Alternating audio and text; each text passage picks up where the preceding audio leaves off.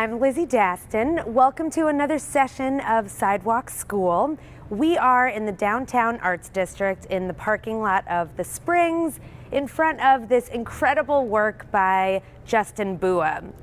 BUA grew up in New York City, and he started out his artistic life doing lettering and some street tags, and soon he transitioned to figurative work, and that's the style for which he's become best known. This work is really exciting because he doesn't do a lot of stuff on the streets anymore, so it is a rare example of his work that's in this kind of context. In both his canvas and his street work, I think there's just so much vibrancy and so much energy that he pulls from scenes that happen on the streets, either that actually happened to him that he witnessed, so it's an evocation of a memory and a lived experience, or something that he is imagining. And so there's a beautiful synthesis there between a reverie and a simulation of something that could very easily have happened.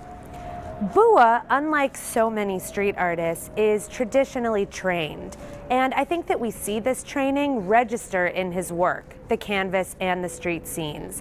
He has such an awareness and a mastery of color and perspective and shading, and this work is an illustrative case in point. We know approaching a wall that any image on it is two-dimensional. But I think the way that he crafts the scene, for instance, the way that the buildings seem to fold in on themselves, and the way that the figures in the foreground are closer to us so they're bigger, and that's going to trick our eye, that I almost believe that I'm actually in this space, within this community, enjoying the scene that's in front of me. So that really shows his gifts as a traditional painter, working in this instance in a non-traditional space.